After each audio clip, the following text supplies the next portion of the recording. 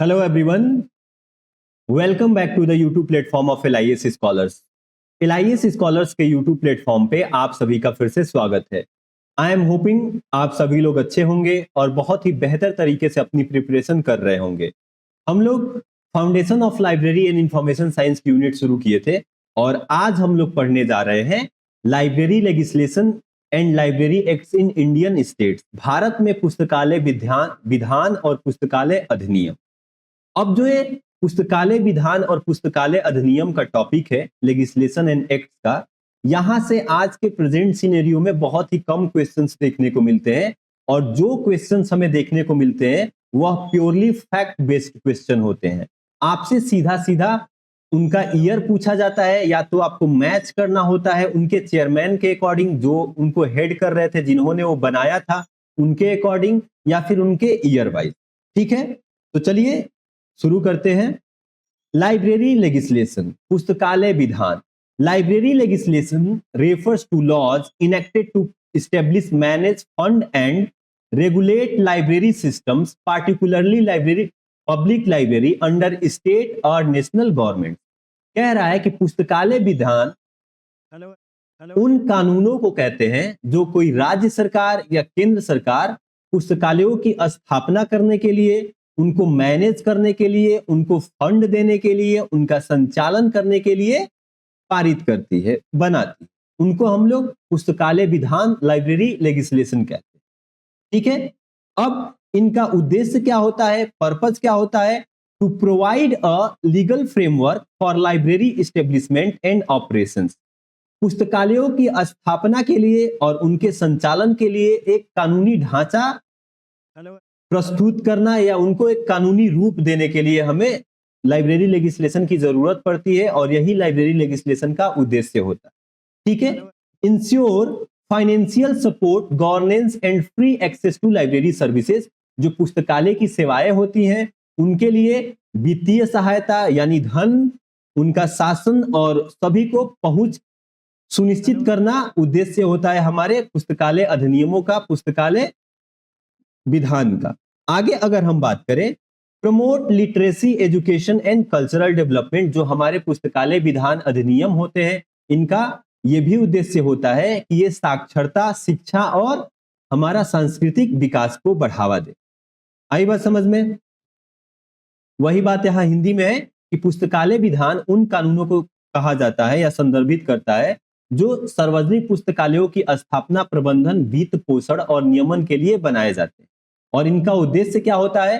पुस्तकालयों की स्थापना, संचालन के लिए कानूनी ढांचा प्रदान करना, वित्तीय सहायता करना, शासन और मुफ्त पहुंच सुनिश्चित करना। इसके साथ साथ इनका यह भी उद्देश्य होता है कि ये साक्षरता, शिक्षा और सांस्कृतिक विकास को बढ़ावा दे। ठीक है, अब हमें लाइब्रेरी लेजिस्लेशन की जरूरत ही क्यों है, क्यों पड़ती है? देखो, लाइब्रेरी लेजिस्लेशन जो है, it ensures systematic development of library, या पुस्तकालयों का सिस्टमैटिक विकास करता है। And it secures funding. अब जितने भी हमारे पब्लिक लाइब्रेरी, सार्वजनिक पुस्तकालय है, उनको फंड कौन देता है? फंडिंग कहां से उनको मिलती है? तो इन्हीं लाइब्रेरी लेजिस्लेशन, लाइब्रेरी एक्ट्स के जरिए उनको धन मिलता है, उनको फंड दिया जाता है। ठीक है, उनको लाइब्रेरी सेस मिलता है या गवर्नमेंट ग्रांट्स प्रोवाइड करती है। Then it makes library services a government responsibility. अब जो यह पुस्तकालय की जो सेवाएं हैं उनको सरकार की जिम्मेदारी बना देता है कि यह सरकार की जिम्मेदारी है कि वह अपने लोगों को, अपने नागरिकों को पुस्तकालय की सेवाएं प्रदान करे। ठीक है,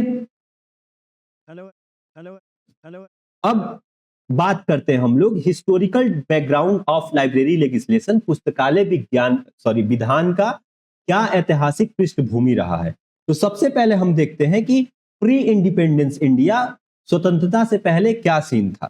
तो स्वतंत्रता से पहले 3 इंपॉर्टेंट एक्ट्स आए जो लाइब्रेरी लेजिस्लेशन के माइलस्टोन हैं। पहला था press and registration of books act 1867, 1867 का press and registration of books act. Then imperial library act 1902 का, जिससे क्या हुआ, CPL Calcutta public library imperial library में मिला दी गई और उसको पब्लिक के लिए 1903 में खोल दिया गया। Then model library act of 1913, 1930 का मॉडल लाइब्रेरी एक्ट, जिसको डॉक्टर एस आर रंगनाथन ने बनाया था और इसको प्रेजेंट किया था all Asia educational conference in Banaras in December 1930 में जो ऑल एशिया एजुकेशनल कॉन्फ्रेंस हुई थी बनारस में, वहां पे डॉक्टर एस.आर. रंगनाथन ने इसको प्रेजेंट किया। ठीक है, तो स्वतंत्रता से पहले 3 अधिनियम इंपॉर्टेंट है। प्रेस और पुस्तक पंजीकरण अधिनियम 1867 का, इंपीरियल लाइब्रेरी एक्ट 1902 का, और मॉडल पुस्तकालय अधिनियम 1930 का, जिसको डॉक्टर एस.आर. रंगनाथन ने तैयार किया था और अखिल एशिया शैक्षिक सम्मेलन 1930 बनारस में इसको प्रस्तुत किया। ठीक है, अब हम लोग बात करते हैं पोस्ट इंडिपेंडेंस इंडिया, स्वतंत्रता के बाद की। तो स्वतंत्रता के बाद पहला जो पब्लिक लाइब्रेरी एक्ट पास किया गया वो था मद्रास पब्लिक लाइब्रेरी एक्ट 1948 का, और इसमें एस.आर. रंगनाथन बहुत ही इंपॉर्टेंट रोल प्ले किए थे। अगर ये ना होते तो ये लॉ नहीं पास किया गया रहता। ठीक है, देन एस.आर. रंगनाथन ने जो मॉडल पब्लिक लाइब्रेरी एक्ट 1930 तैयार किया था उसको संशोधित किया, रिवाइज किया 1957 में और 1972 में। इसके बाद मॉडल पब्लिक लाइब्रेरी एक्ट 1963 का आया, और then model public library act 1989 1989 में भी हमें देखने को मिलता है। तो ये स्वतंत्रता के बाद के महत्वपूर्ण पब्लिक लाइब्रेरी एक्ट। ठीक है, अब एक एक करके थोड़ा थोड़ा उनके बारे में हम पढ़ते हैं। तो पहला एक था the press and registration of books act 1867, 1867 का प्रेस और पुस्तक पंजीकरण अधिनियम। तो it was enacted by the British government in India to regulate printing presses and the publication of books and newspaper. अब जो press and registration of books act आया 1867 में, इसको अंग्रेजों ने पारित किया। उस समय की प्रिंटिंग प्रेस जो थे, जो अखबार छापते थे और जो किताबों का पब्लिकेशन होता था, उसको कंट्रोल करने के लिए, नियंत्रित करने के लिए कि वो उनके खिलाफ कुछ न छापे। तो इस एक्ट का उद्देश्य क्या था, ऑब्जेक्टिव क्या था? To monitor and control the press and publications in British India. जब अंग्रेज राज करते थे तो ब्रिटिश इंडिया में जितने भी प्रेस थे, पब्लिकेशंस थे, उनको मॉनिटर करना, उनको अपने देख रेख में रखना और उनको नियंत्रित करना कि वो कुछ उस समय की सरकार के खिलाफ न छापे।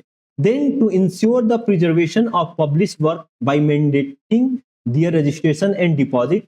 और इसने जितने भी उस समय के पब्लिश वर्क होते थे, जिनका प्रकाशन होता था, उनको संरक्षण, प्रिजर्वेशन करना भी सुनिश्चित किया।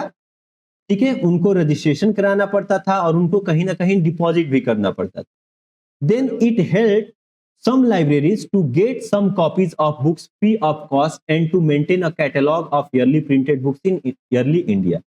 तो इसने उस शुरुआती दौर में, yearly एज में जब वहां प्रिंटिंग शुरू हुआ भारत में, तो उस समय कुछ किताबों की कॉपी कुछ लाइब्रेरियों को ये बोला कि आप वहां जाके डिपॉजिट करोगे फ्री ऑफ कॉस्ट, बिना किसी पैसे के, और वो लाइब्रेरी जितने भी प्रिंटेड किताब उस समय आ रही हैं उनका एक कैटलॉग मेंटेन करेगी। ठीक है, तो इसने कहीं ना कहीं थोड़े बहुत पुस्तकालय का भी सहायता किया। वही बात आपको यहाँ हिंदी में है। प्रेस और पुस्तक पंजीकरण अधिनियम 1867 ब्रिटिश भारत में पारित एक कानून जो प्रिंटिंग प्रेस और पुस्तकों व समाचार पत्रों को प्रकाशन को नियंत्रित करने के लिए हुआ था। इसका उद्देश्य था कि ब्रिटिश भारत में प्रेस और प्रकाशनों पर निगरानी और नियंत्रण रखा जाए कि वो ब्रिटिश सरकार के खिलाफ कुछ न लिखे, प्रकाशित कार्यों को पंजीकृत और जमा करके संरक्षित किया जाए, और इसके साथ साथ कुछ पुस्तकालयों को पुस्तकों की कुछ प्रतियां निःशुल्क दी जाए, और उस प्रारंभिक दौर में जो पब्लिश्ड बुक्स हैं उनकी सूची बनाया जाए। ठीक है, ये इस अधिनियम एक्ट के उद्देश्य थे। ठीक है, अब आगे बात करते हैं model public library act of 1930, 1930 का जो मॉडल पब्लिक लाइब्रेरी एक्ट रहा उसकी। The first model public library act was drafted by Dr. S.R. Ranganathan and presented at All Asia Educational Conference in Banaras in December 1930, and it influenced later State Library Act। कह रहा है कि पहला model public library act doctor S.R. Ranganathan द्वारा बनाया गया, तैयार किया गया, और इसको उन्होंने कहां प्रस्तुत किया?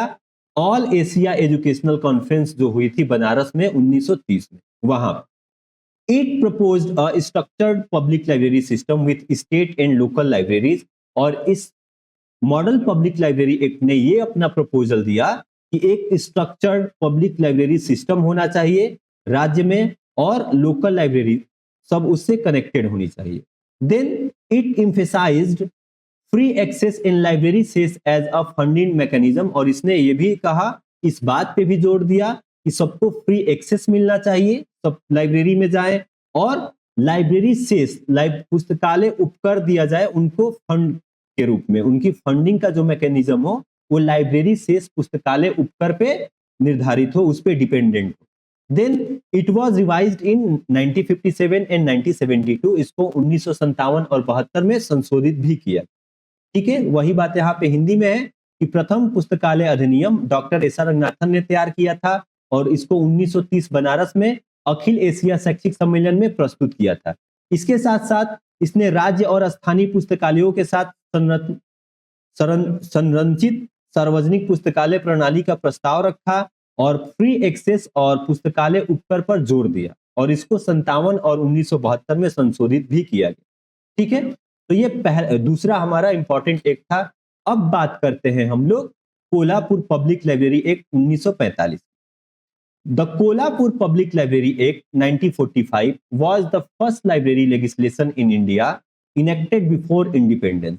कह रहा है कि कोल्हापुर पब्लिक लाइब्रेरी एक्ट 1945 का पहला लाइब्रेरी लेजिस्लेशन था भारत में, ब्रिटिश इंडिया में। ठीक है, और इसको स्वतंत्रता से पहले लागू किया गया, पारित किया गया। This act made a provision for providing mobile library services and organizing library training classes। इसने एक प्रावधान रखा कि हम मोबाइल लाइब्रेरी सर्विसेज देंगे और लाइब्रेरी ट्रेनिंग क्लासेस ऑर्गेनाइज करेंगे। ठीक है, ऐसी क्लास देंगे जिसमें पुस्तकालय की ट्रेनिंग दी जाएगी। इसके साथ साथ the act was restricted to the state central library Karvir Nagar वचन मंदिर। जो कोल्हापुर महाराष्ट्र की स्टेट सेंट्रल लाइब्रेरी थी करवीर नगर वचन मंदिर, यह अधिनियम उसी तक सीमित रहा। ठीक है, पूरे इंडिया में यह नहीं लागू हुआ, यह उसी स्टेट की सेंट्रल लाइब्रेरी तक रिस्ट्रिक्टेड रहा। ठीक है, वही बात यहाँ हिंदी में है कि कोल्हापुर सार्वजनिक पुस्तकालय अधिनियम 1945 में स्वतंत्रता से पहले पारित किया गया, और इस अधिनियम में मोबाइल पुस्तकालय सेवा प्रदान करने के साथ साथ पुस्तकालय परीक्षण कक्षाएं आयोजित करने का प्रावधान किया गया, और यह अधिनियम केवल जो स्टेट सेंट्रल लाइब्रेरी थी करवीर नगर वाचन मंदिर उसी तक सीमित था, पूरे भारत में नहीं लागू हुआ। इसलिए कभी कभी हम ये देखते हैं कि क्वेश्चन पूछा जाता है कि भारत का पहला पब्लिक लाइब्रेरी एक्ट कौन सा था, तो कोल्हापुर ना होके वो हमारा मद्रास पब्लिक लाइब्रेरी एक्ट 1948 का कहा जाता है। क्यों? क्योंकि वह पूरे राज्य में लागू हुआ था। ये केवल एक आपका पुस्तकालय जो हमारी स्टेट की सेंट्रल लाइब्रेरी थी वहां की, कोल्हापुर की, वहीं पे लागू किया गया था, वहीं तक सीमित। ठीक है, अब अगला इंपॉर्टेंट बात करते हैं। अब हम लोग आते हैं इंडिपेंडेंस, आजादी के बाद वाले सारे एक्ट पे। मद्रास, या इसको हम लोग तमिलनाडु पब्लिक लाइब्रेरी एक्ट भी कहते हैं, 1948। It was the first library legislation in India. अभी मैंने बताया कि वो भले पहले लागू किया गया था लेकिन वो केवल एक लाइब्रेरी पुस्तकालय तक सीमित था, इसलिए जो पहला लाइब्रेरी एक्ट माना जाता है वो मद्रास, जो तमिलनाडु पब्लिक लाइब्रेरी एक्ट 1948 का था, उसको माना जाता है। तो it was the first library legislation in India establishing a framework for public library in the then Madras state. उस समय के जो मद्रास स्टेट था, ठीक है, उस राज्य में पब्लिक लाइब्रेरी के लिए यह एक फ्रेमवर्क स्थापित किया, और यह भारत में पहला library legislation public library act था। और आज मद्रास स्टेट को हम लोग क्या कहते हैं? तमिलनाडु बोलते हैं। ठीक है, S R Ranganathan played an important role in this act. अब इस एक्ट को तैयार करने में और लागू करवाने में हमारे डॉक्टर एस आर रंगनाथन की बहुत ही अहम भूमिका रही।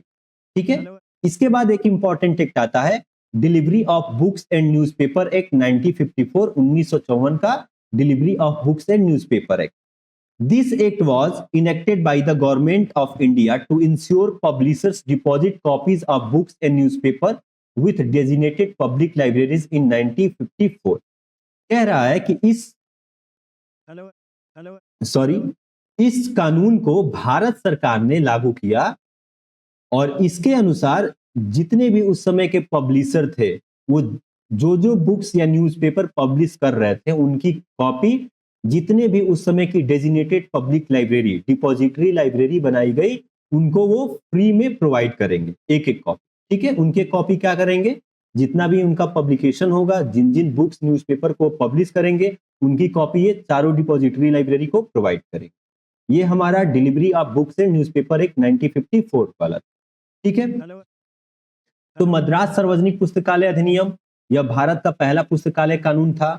ठीक है, जो उस समय का मद्रास राज्य था और आज का तमिलनाडु है, वहां स्थापित किया गया और इसमें एस आर रंगनाथन की महत्वपूर्ण भूमिका थी। दूसरा, पुस्तक और समाचार पत्र वितरण अधिनियम, तो भारत सरकार ने इसको पारित किया था और इसके अनुसार जो भी प्रकाशक होंगे वह पुस्तकों और समाचारों की प्रतियां नामित सार्वजनिक जो हमारी डिपॉजिटरी लाइब्रेरी थी उनमें जमा करेंगे। ठीक है, अब आगे बात करें हम, तो पब्लिक लाइब्रेरी एक्ट ऑफ 1963 1963 का मॉडल पब्लिक लाइब्रेरी एक्ट। तो भारत सरकार ने the Indian government appointed an expert committee to draft a model public library act. ठीक है, headed by M D Sen in response to the advisory committee's recommendation for libraries and bill was passed in 1963। कह रहा है कि भारत सरकार ने एक expert committee बनाई जिसको हेड कर रहे थे हमारे एमडी सेन, इसलिए इसको एमडी सेन का भी कहा जाता है, MD sense model public library act. ठीक है, जो हमारी एडवाइजरी कमिटी थी उसके जो भी रिकमेंडेशन थे उसके रिस्पॉन्स में उसको बेहतर तरीके से इंप्लीमेंट करने के लिए भारत सरकार ने एक एक्सपर्ट कमिटी बनाई कि आप लोग मॉडल पब्लिक लाइब्रेरी एक्ट तैयार करिए, और उसके हेड कौन थे, एमडी सेन थे, और यह एक कब रिलीज किया गया, 1963। ठीक है, इसके बाद अगला इंपॉर्टेंट जो मॉडल पब्लिक लाइब्रेरीज एक्ट था वो था इंडियन लाइब्रेरी एसोसिएशन ILA का मॉडल पब्लिक लाइब्रेरी एक्ट 1989, 1989 का मॉडल पब्लिक लाइब्रेरी एक्ट जिसको तैयार किसने किया था, ILA ने। तो in 1989 model public library act was prepared by V Venkatappaiah who was chairman of its central sectional committee in public library। तो इंडियन लाइब्रेरी एसोसिएशन ने मॉडल पब्लिक लाइब्रेरी एक्ट बनाया जिसको तैयार किया था वी वेंकटप्पय्या ने, जो central sectional committee on public library के चेयरमैन। ठीक है, तो ये सारे हमारे मॉडल पब्लिक लाइब्रेरी एक्ट है। बेसिकली आपको इनमें याद रखना है ईयर कि ये कब आए थे और कुछ नहीं याद करना। अगर किसी के कोई चेयरमैन है तो वो आप याद कर लोगे कि इस पब्लिक लाइब्रेरी एक्ट को किसने बनाया था।